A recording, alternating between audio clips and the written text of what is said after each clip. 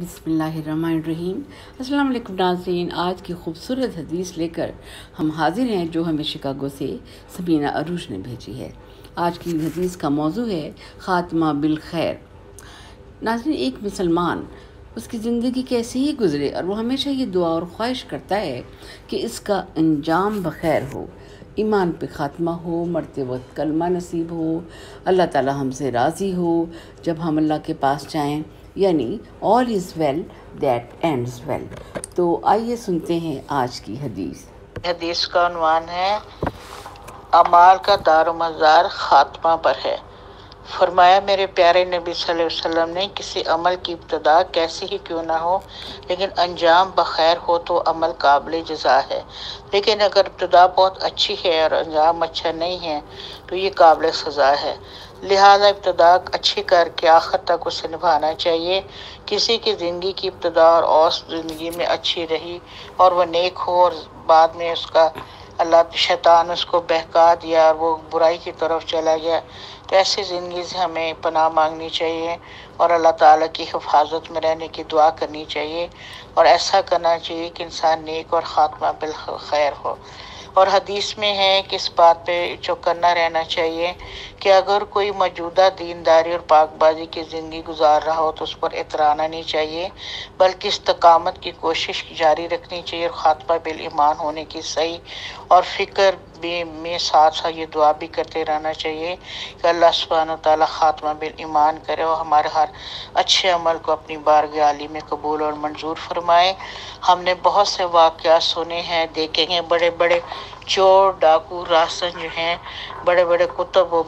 بن جاتے ہیں اور بڑے نیک بن جاتے ہیں۔ اسی طرح ایک حدیث میں ایک واقعہ ہے کہ ایک آدمی تھا،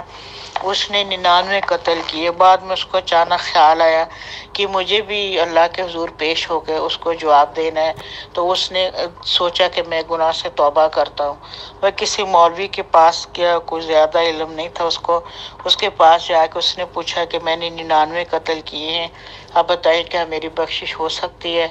مولوی نے جب سنا تو انہوں نے کہا کہ اوہو، تم نے تو یہ بہت برا کام کیا ہے، تمہاری بخشش کا کوئی امکان نہیں۔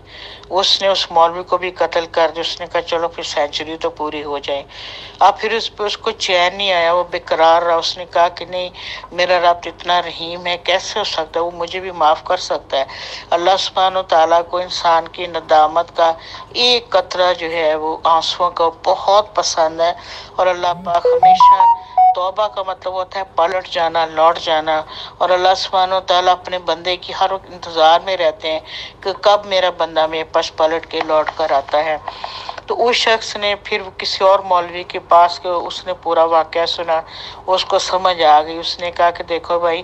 میں تو اتنا علم نہیں جانتا، ساتھ والے گاؤں میں ایک بہت اچھے مولانا ہیں، ان کو بڑا علم ہے، تو ان کے پاس چلے جاؤ تو یقیناً وہ تمہیں اس کا صحیح حل بتا دیں گے۔ جب وہ بندہ توبہ کی نیت کرتے ہوئے جب دوسرے گاؤں کی طرف جا رہا تھا تو راستے میں اس کا وقت پورا ہو گیا اور وہ فوت ہو گیا۔ اب جنت کے فرشتے بھی آ گئے، دوزخ کے فرشتے بھی آ گئے، تو جنت کے فرشتے کہنے لگے کہ نہیں، یہ بندہ جنتی ہے، ہم اس کو جنت میں لے جائیں گے۔ اس کی وجہ یہ کہ اس نے توبہ کی نیت تو کی تھی، مگر دوزخ کے فرشتے کہنے لگے نہیں، اس نے نیت کی تھی، اس نے کوئی اچھا کام تو نہیں کیا، لہذا ہم اس کو دوزخ میں لے جائیں گے۔ جب یہ معاملہ اللہ سبحانہ وتعالیٰ کے سامنے پیش کیا گیا تو میرے رب کریم نے فرمایا کہ چلو ایسا کرو، تم زمین کو ناپ لو کہ یہ جدھر گاؤں جا رہا تھا اس کا کتنا فاصلہ باقی تھا اور جہاں سے اس نے سفر شروع کیا وہ کتنا فاصلہ ہے۔ جب اللہ سبحانہ تعالیٰ نے زمین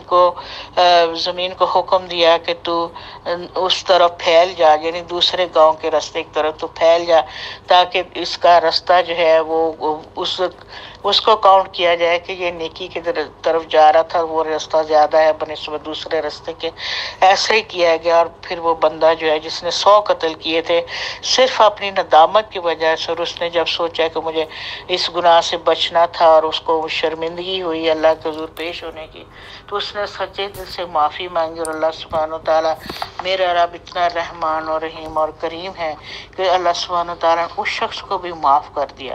اللہ کی رحمت سے کبھی مایوس نہیں ہونا چاہیے، ہمیشہ اس کی رحمت پہ بھروسہ کرنا چاہیے اور کوشش کرنی چاہیے کہ اس کی خوشنودی اور اس کے رضا کے لیے کام کریں اور اس کی ناراضگی سے بچیں، کیونکہ میر نے بڑا خوبصورت شعر کہا ہے، کچھ رہے یا نہ رہے پر یہ تمنا ہے میر، کچھ رہے یا نہ رہے یہ تمنا ہے میر، آخری وقت سلامت میرا ایمان رہے، آمین، صدق اللہ العظیم، جزاک اللہ خیر۔